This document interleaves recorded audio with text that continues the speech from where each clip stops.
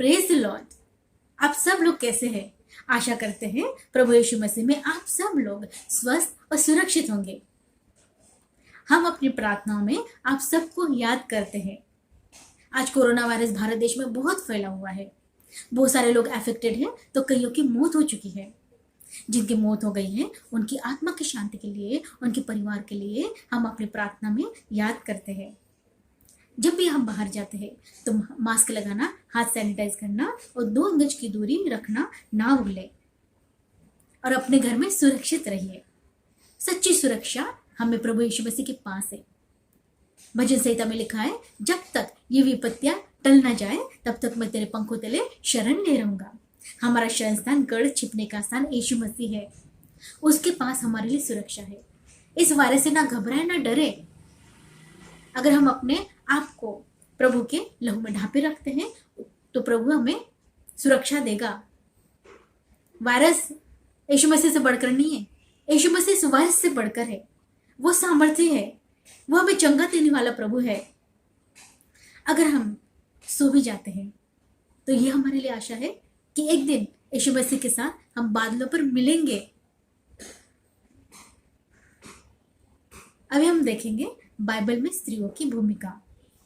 Bible में बहुत सारी स्त्रियों के बारे में लिखा है, उनके जीवन के बारे में, चरित्र के बारे में, व्यवहार के बारे में, उन्होंने कैसे कैसे काम किए और परमेश्वर ने अपनी महिमा के लिए उनको कैसे खड़ा किया है। ये हम अलग अलग पार्ट में अलग अलग स्त्री के जीवन के जरिए सीखेंगे।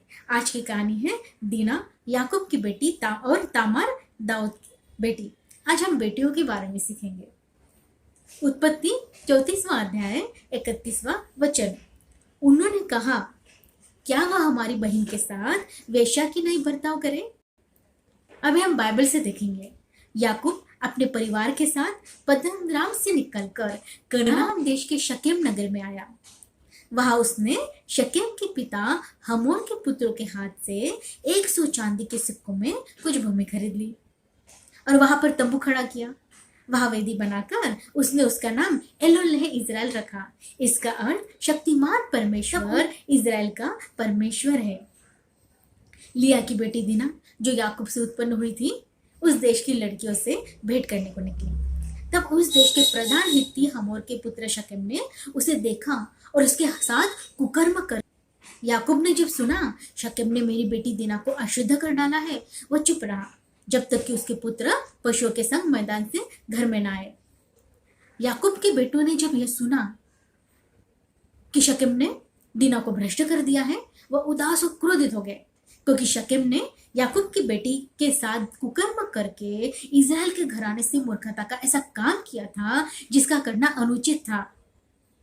शकेम के पिता हमोर ने याकूब के परिवार से कहा, दीना को शकेम की पत्नी होने के लिए दिया जाए और कहा, हमारे साथ ब्याह किया करो, अपनी बेटियां हमें दिया करो और हमारी बेटियों को आप लिया करो और हमारे संग बसे रहो। यह सोचकर कि हमारी बहन दीना को अशुद्ध किया है, याकूब के पुत्रों ने शकेम और उसके पिता हमोर को छल के साथ यह उत्तर दिया, हम किसी खतना रहित पुरुष को अपनी बहन नहीं दे सकते।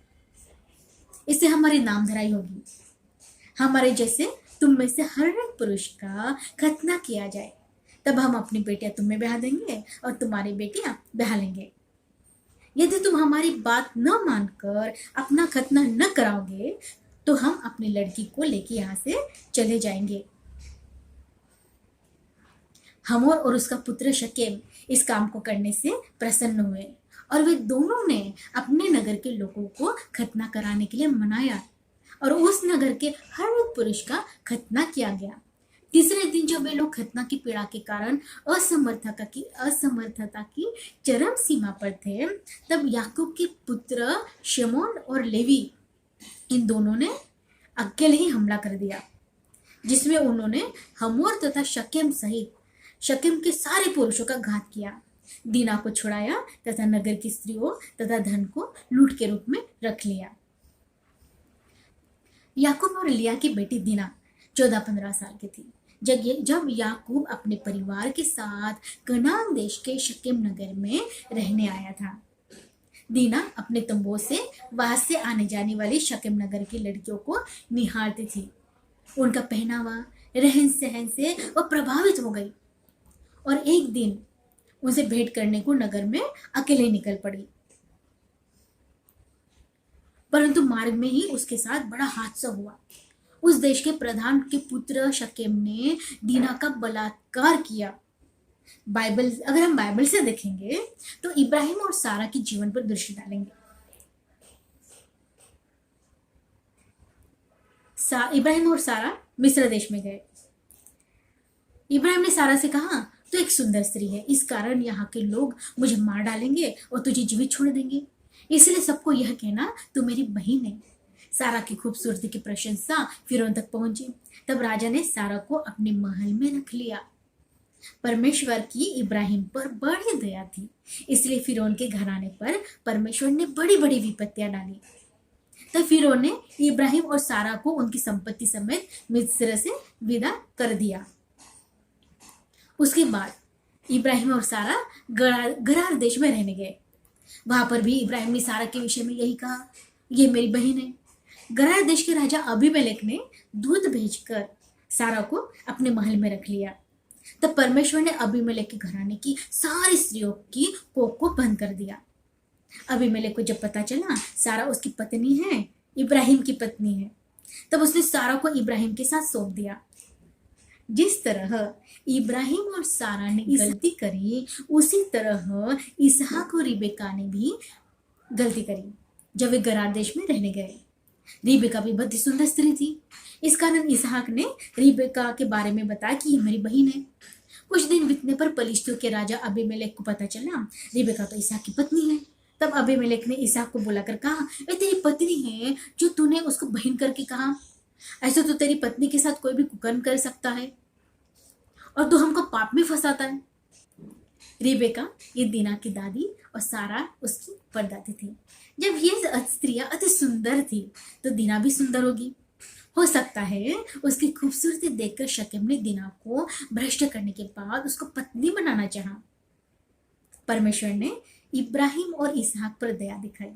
उनकी पत्नियों के साथ कोई हादसा नहीं हुआ, परंतु याकूब की बेटी दीना के साथ हादसा हुआ, क्योंकि याकूब ने लिया के साथ विवाह करने के बाद राहेल, बिल्ला और जिल्पा को भी पत्नी बनाया।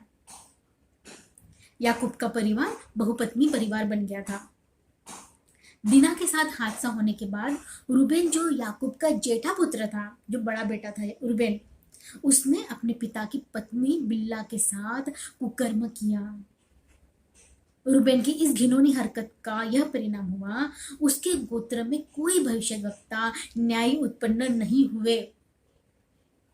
याकूब ने जिस तरह अपने भाई एसाव के पहिलौठे का अधिकार ले लिया था, उसी तरह याकूब ने रूबेन की इस घिनौनी काम की वजह से उसके पहिलौठे का अधिकार यूसुफ के दोनों पुत्रों एप्रैन और मनश्शे को दे दिया।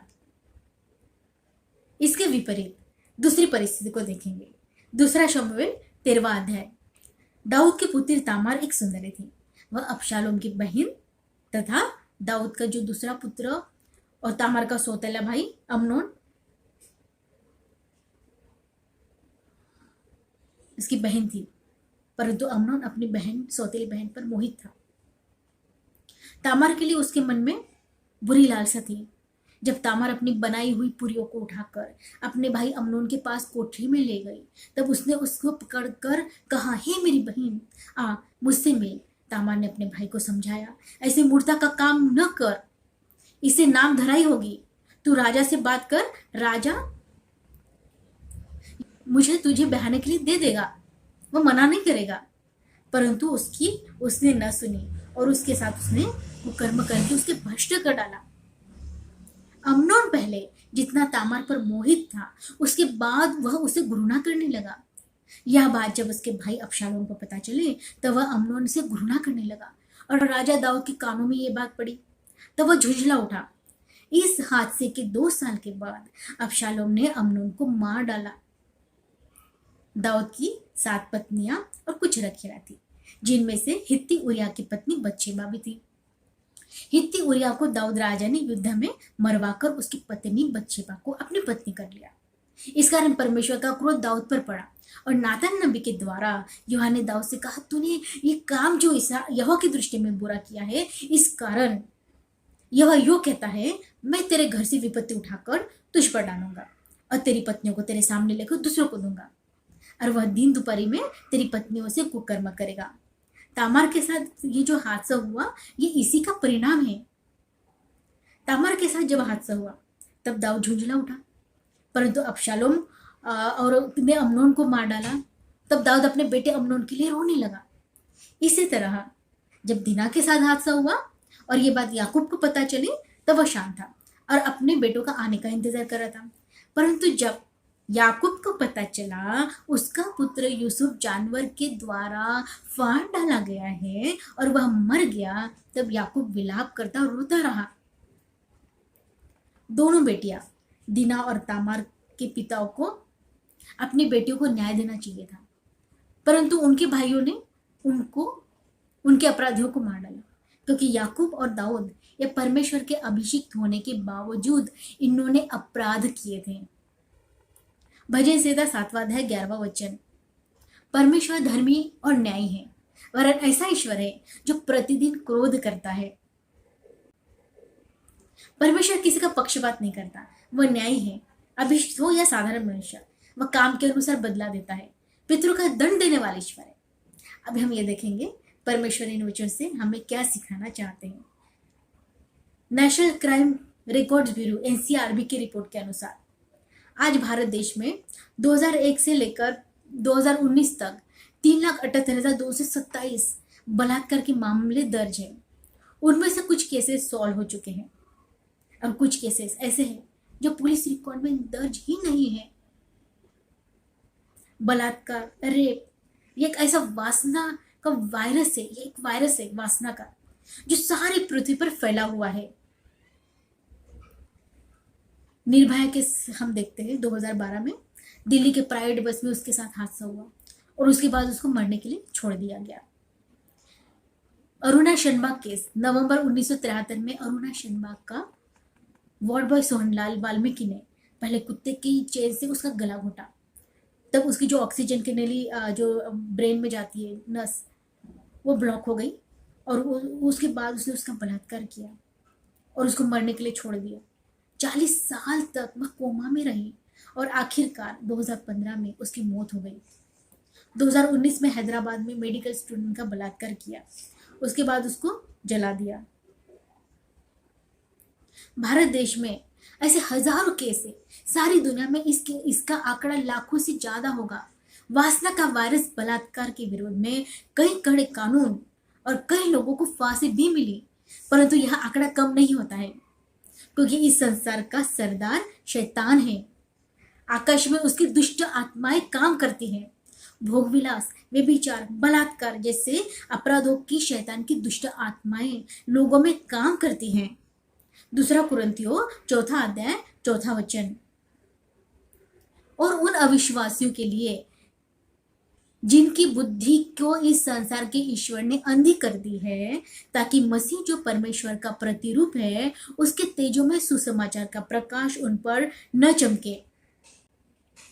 इस संसार का सरदार ईश्वर शैतान है, जिसने अन्य जाति, अविश्वासी, इसमें वे लोग भी आते हैं जो नामधारी क्रिश्चियन है, उनकी बुद्धि को अंधा कर दिया है, ताकि परमेश्वर का सुसमाचार जो कि वचन है उसको ना समझ सके और पाप में जीवन व्यतीत करते रहे। परमेश्वर का वचन एक तलवार है जो लोगों के अपराधी स्वभाव को काट डालता है।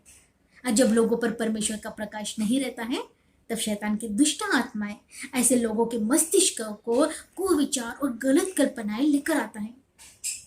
कई ऐसे व्यक्ति होते हैं जो अच्छे होने के बावजूद बलात्कार जैसे अपराध करते हैं, क्योंकि आंखों की और शरीर की अभिलाषाओं की वजह से, अश्लील वीडियो, फोटो और गलत लोगों की संगति की वजह से और अकेलेपन की वजह से ऐसे पापों में वे गिर जाते हैं।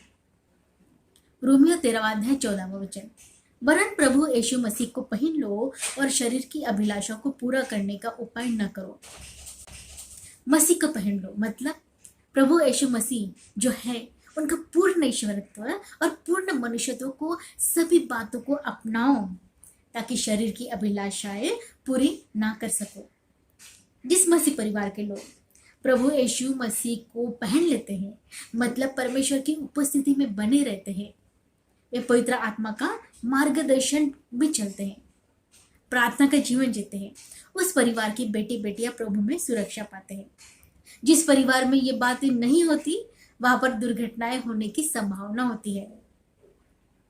अन्य जाति, अविश्वासी, ये लोग शैतान के हाथों के शिकार हो जाते हैं। पहला तीमुथियुस 2:4 वह यह चाहता है कि सब मनुष्य का उद्धार हो और वे सत्य को भली भांति पहचान ले।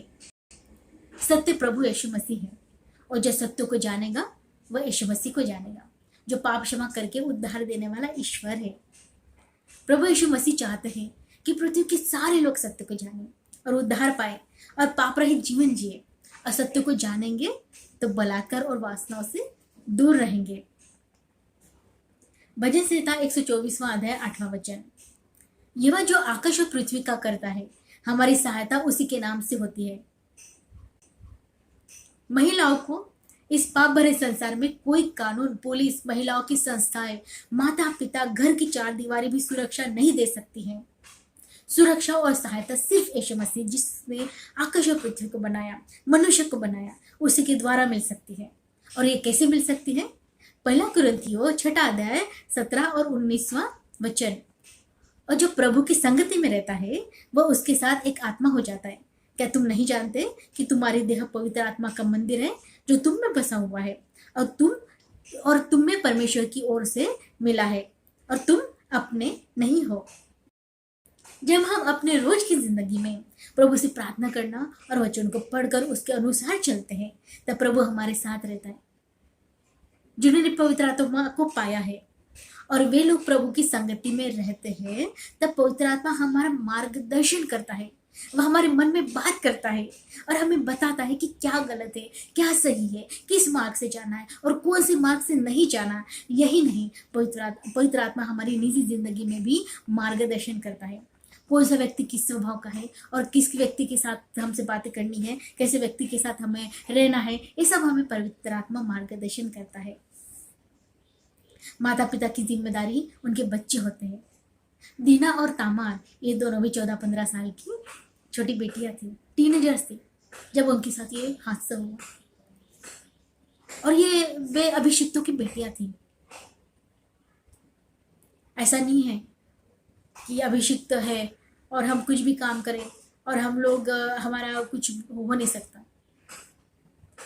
शैतान चालाक है, वो देखता है कि हमारा चाल चलन देखता है, हमें नीचे गिराने की कोशिश करता है।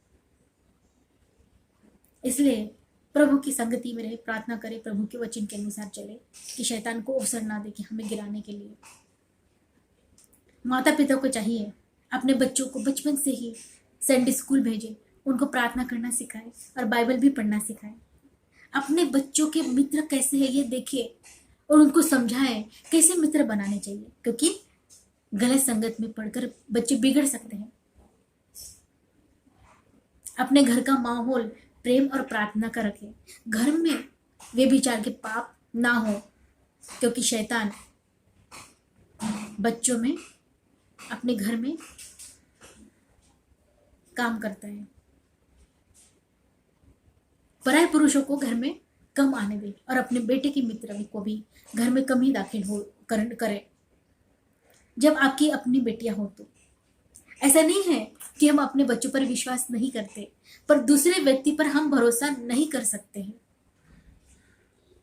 अपने बच्चों के जीवन के लिए और उनकी सुरक्षा के लिए रोज प्रभु से प्रार्थना करें। परमेश्वर बलात्कार व्यभिचार करने वालों को दंड देता है, जैसे शकेम, रूबेन और अम्नोन को मिला।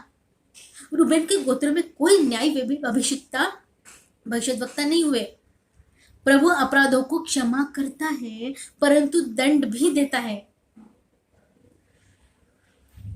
हर एक विश्वासी का कर्तव्य है कि यीशु मसीह का सुसमाचार हर एक जाति के लोगों को सुनाए, ताकि वे सत्य को जाने और उद्धार पाए। लोग पाप रहित जीवन जिए और बलात्कार जैसे घिनौने अपराध से दूर रहें और ये अपराध कम हो, इसके लिए हर एक विश्वासी को प्रार्थना भी करना चाहिए कि हमारे देश की लड़कियां प्रभु में सुरक्षित जीवन जिए, मसीह हो या विश्वासी हो।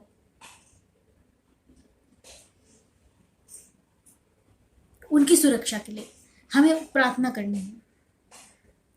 मसीह और विश्वासी लड़कों को भी चाहिए कि अपनी कलीसिया की लड़कियों को अपनी विश्वासी बहन के रूप में देखे, और लड़कियों को भी चाहिए वे अपने मसीह भाई बहन समझकर उनके साथ बर्ताव करें। ऐसा नहीं है जिस तरह याकूब और दाऊद भी अभिषिक्त थे, वो भी पाप में गिर गए। ऐसा नहीं है कि हम विश्वासी मसीह है और हम लोग पाप में नहीं गिरेंगे। सबसे ज्यादा पाप में गिराने वाला शैतान चर्च में ही काम करता है। इसलिए अपने जीवन को देखें। प्रभु परमेश्वर ने सबके लिए जीवन साथी बनाया है और सही समय पर प्रभु सबको जीवन साथी देंगे और देते भी है। शादी की उम्र होने पर प्रभु अपने आप जीवन साथी दे देंगे। अनावश्यक रिश्तों में फंसकर अपने आप को पाप में ना फंसाए और शैतान को काम करने के लिए अवसर ना दे। भजन संहिता 140वां अध्याय 1 वचन, हे यहोवा मुझको बुरे मनुष्य से बचा ले, उपद्रवी पुरुष से मेरी रक्षा कर। इस वचन से प्रभु आशीषित करे। धन्यवाद।